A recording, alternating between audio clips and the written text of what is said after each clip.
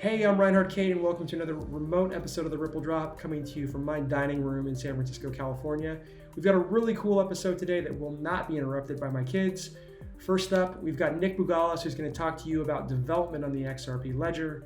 Then we're going to introduce you to Ripple's new VP of Engineering, Vidya, who's going to talk to us about some of RippleNet's newest features. And last but not least, the one and only Stuart Alderoty, Ripple's General Counsel, is going to talk to us about regulation in the crypto space. Stay tuned and check out this full episode.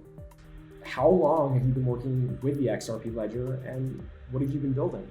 It's been 8 years, and it actually feels both like a month and a century. David, who you've had on the Ripple Drop before, published a list of proposals that we thought were important for the long-term success and growth of the XRP ledger. So our team has been focused on that a lot. We delivered fairly recently some of those advancements. We've got the negative UNL code working. We've got hardened validations, which improve consensus robustness. And we are committed to doing that more as we go forward. Speaking of new things on the XRP ledger, I see that XRPL version 1.6 just launched. Why is it significant? Why is it important?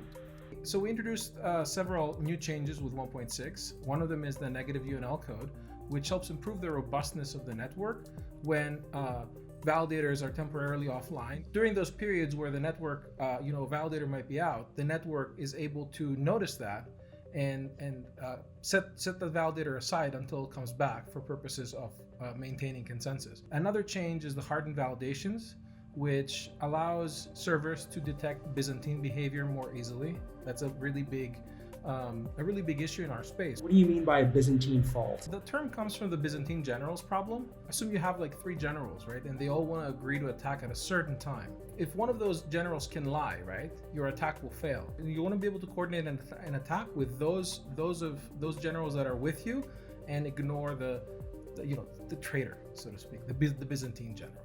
Speaking of development on the ledger, what stands out to you? What makes the XRP ledger such a good platform for devs? I think there are several advantages to the XRP ledger as a platform. First of all, it's fast. You can quickly iterate on it, and you can quickly test your code. Transactions take 3.5-4 seconds. It's also significantly cheaper, right? Transactions cost fractions of a penny. And I think we also support a rich set of underlying primitives. We have things like time logs, escrows, checks, right? The ability to send funds to somebody and have them accept the funds instead of, delivering them directly. We have the ability to control who you receive funds from. And the other interesting thing is, we're able to sustain high transaction rates. Ethereum recently, I think, was above 1.08 million transactions per day, which is what we actually do on a regular basis. You can argue whether those transactions are, as important as Ethereum, because we have different types of transactions, right? But the point is that the ledger does sustain those rates, right? And it has room to grow, which I think is an important consideration when looking for a platform to build on. The other really interesting feature on the XRP ledger is the decentralized exchange. I know that DeFi is kind of like the hot word right now, right? Everybody's talking DeFi. And the interesting thing is that the XRP ledger has had DeFi since 2012. We have support for IOUs, right? Which is exactly what these DeFi assets are. So on the XRP ledger, you can trade IOUs in real time. You can exchange them. You can choose what you hold. The interesting thing is not only having the technology, but having it at the right time. And I think we were too early with that, but now is the time. Thinking broader crypto, there's been some big news in the space with the OCC recently saying that US financial institutions like banks can hold crypto for consumers. What do you think that means for devs who are looking to connect with crypto-centric apps and really connect with mainstream financial institutions? We have highlighted before, right, that the US cannot afford to fall behind, right?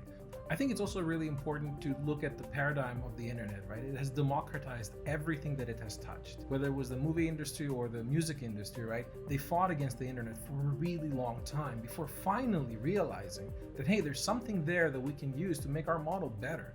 And I think we're at that point where banks have to start thinking, how can we use this technology to improve the services that we provide to our customers?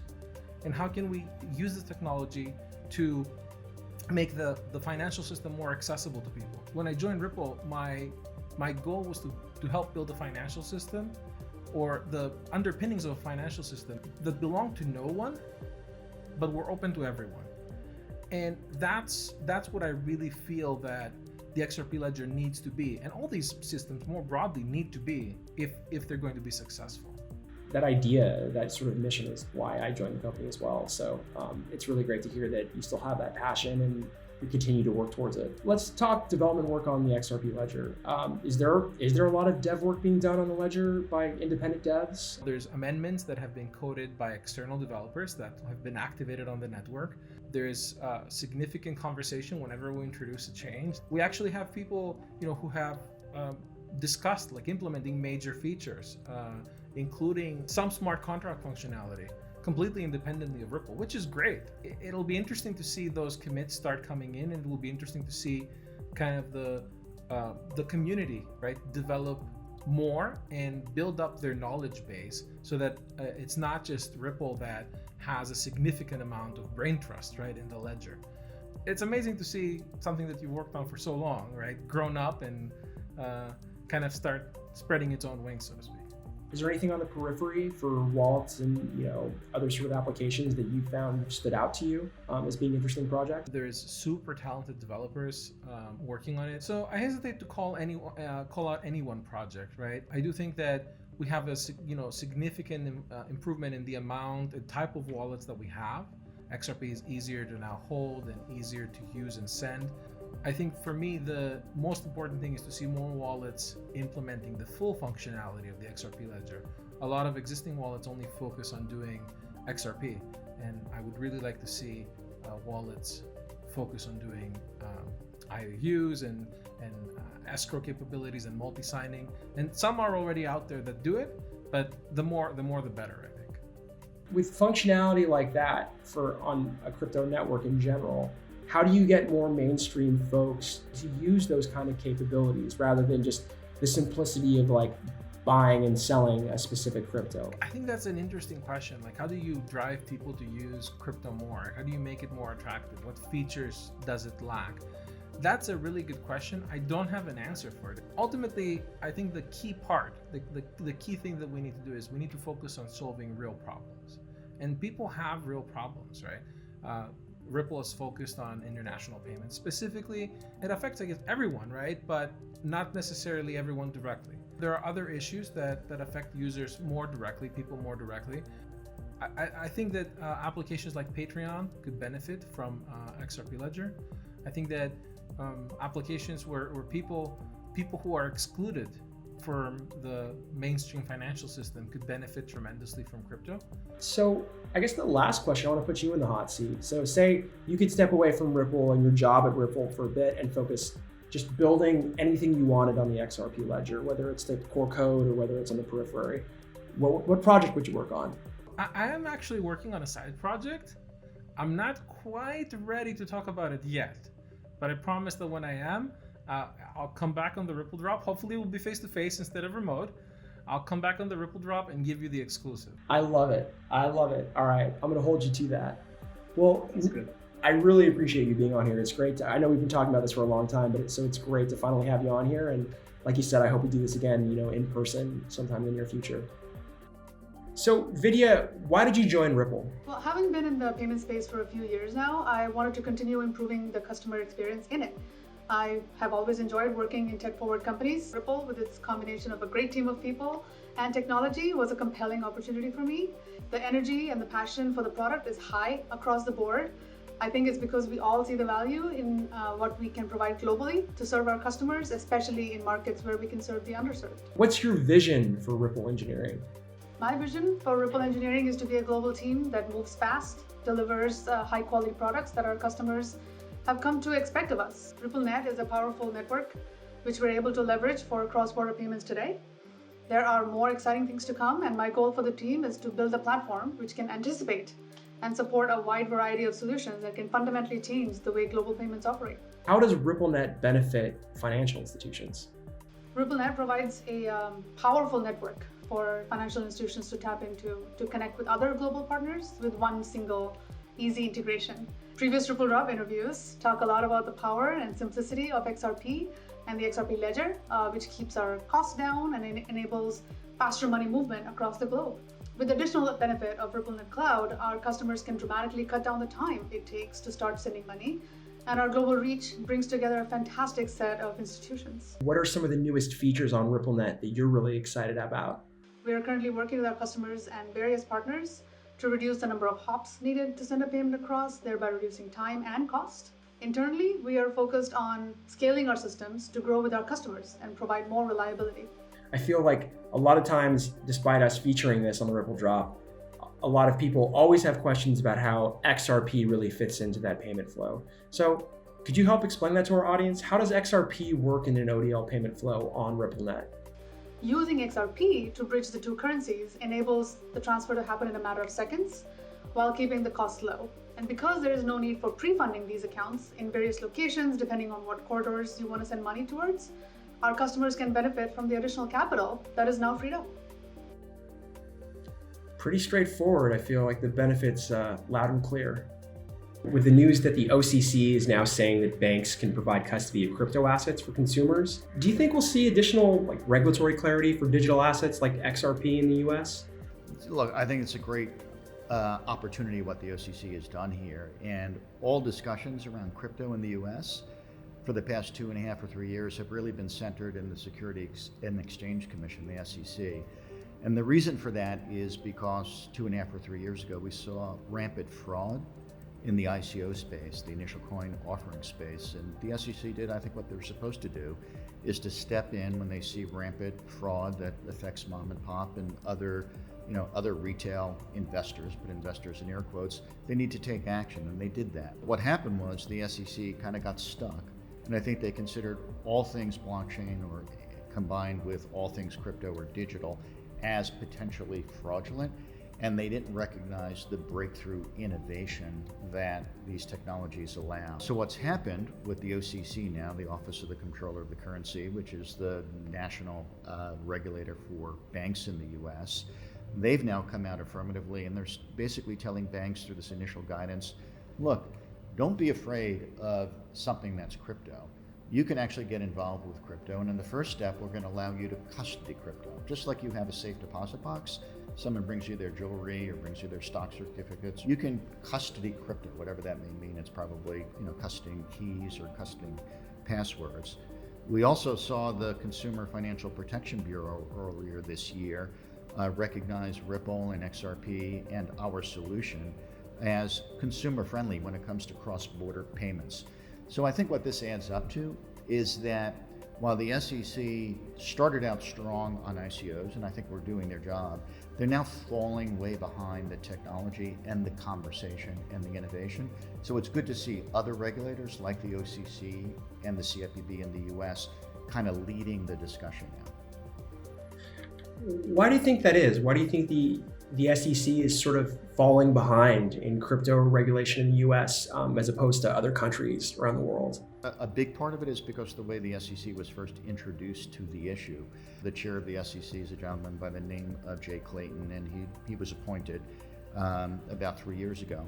And if you review his confirmation transcript and you did a word search for crypto or blockchain, it would show up, those words would show up 0 times. So it wasn't even a twinkle in his eye or a twinkle in the SEC's eye. So he comes in just thinking about things that you would normally think about how do you govern public companies and the issuance of stock and the raising of capital. And then all of a sudden he's hit by this thing called an ICO, where folks are out issuing cryptocurrencies and doing it in a way, quite frankly, promising a project to somebody who turns over their money, and there's no substance to the project. Again, I think that's their initial orientation to the space, and they haven't been able to get past that and recognize that this is a real technology that is transformational. And so we have this tension between regulation and innovation, and the SEC has chosen to regulate the space by enforcement. So what does that mean? Rather than providing clear guidance, and what I mean by clear guidance is if a good actor looks at the guidance, they say, if I do this, there's a presumption then that I'll act within the boundaries of the law or the regulation. So we know what bad looks like, but we don't know, we're left to guess what good looks like, and that's just not healthy. And one more thing I'll say on this, the SEC did go so far back in, I think it was 2018, to declare that both Bitcoin and Ether kind of get their good housekeeping stamp of approval. In other words, those would not be regulated by the SEC. I think I understand maybe why they did that. It's troubling though, because about 65% of the mining pools behind Bitcoin and Ether are centralized in China. And obviously the narrative around the China and the economic tensions and the technology tensions and the sort of this economic and technology Cold War that we're currently in with China. It's unfortunate that the SEC has decided to kind of bless two Chinese controlled assets and not really give that clearance to other American entrepreneurial companies who are looking to leverage blockchain and digital assets. If the US wants to get an advantage in this sort of tech Cold War, what do they need to do? I think what they need to do, they need to look at what other countries have done, like Singapore and Japan, for example, which basically said, look, here's a clear licensing regime. If you want to engage in the business of blockchain or digital assets, come to us, come to your financial regulator in Singapore or Japan, get a license, and then we'll kind of supervise that conduct. So we're not saying you can't do it, or if you do it, you're going to be left to guess whether we think it's good or bad.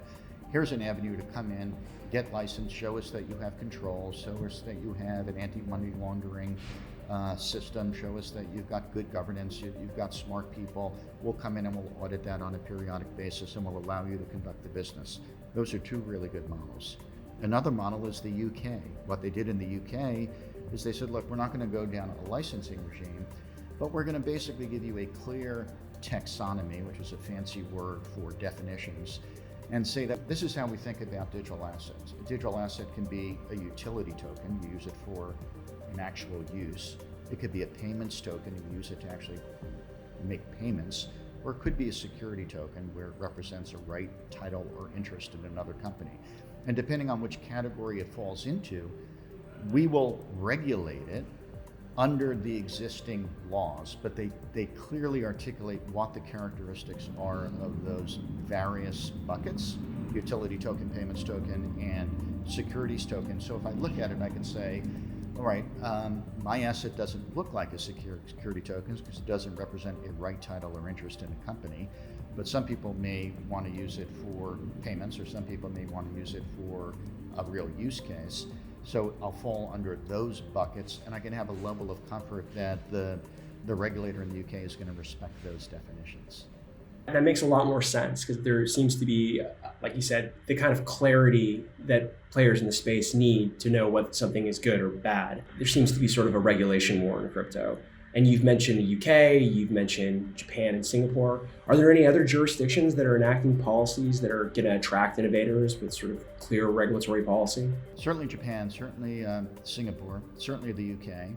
I think Switzerland has gone a long way. And then there are other jurisdictions that I think are finding their way, and they're taking different approaches. I mean, there are some jurisdictions that are just outright hostile.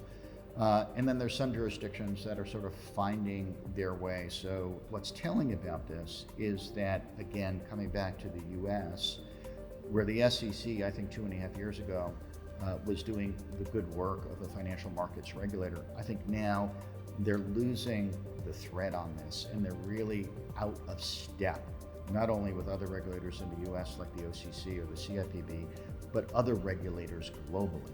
And then the risk of what's going to happen, innovation in this space will not develop robustly in the US, because if I'm a young innovator and I'm looking at the US regulatory landscape, and I'm not really sure whether what I'm about to do is going to be considered good or bad, I probably say, I don't even want to start my project, so I never even start the innovation. The other risk is I take it and I say, you know what? I'm going to go to Singapore, I'm going to go to Japan, I'm going to go to Switzerland, I'm going to go to the UK, and I'm going to build my innovation there. And think about like in the mid-1990s when this thing called the internet started. Nobody knew how big it was going to get. Nobody knew its use cases. At the time, people said, well, the internet, people are using it for, quite frankly, the discussion was either child pornography or they were using it to have secret messages so they can, engage in illicit activities. But the US government basically said, look, this is a really new technology. We don't understand it, but it seems to have this tremendous promise. So again, what we're going to do is we're going to allow this thing to flourish. We're not going to allow it to flourish in a way that's going to be really damaging. But we're going to allow the innovation to flourish and not be suffocated by the regulation. And then look what we have. The U.S. is clearly the leader in all things internet over the past, whatever it is, 30 years. And I think we are dangerously close in the U.S. to losing that opportunity when it comes to blockchain technology and digital asset technology. And we're going to potentially forego it if we haven't done so already to these other jurisdictions. Do you think in the future, if the US were to provide that sort of clarity, do you think that would be steps towards seeing more of like a global consensus on regulatory clarity for digital assets? Yeah, without a doubt. I think, look, there's a lot of responsible economic jurisdictions out there other than the US, but from a global perspective, oftentimes all eyes are on the US and we're viewed as kind of a leader. And if we do take the lead, I think others will say, okay, let's follow the lead of the US because they've studied this and it looks like they have found a clear path forward.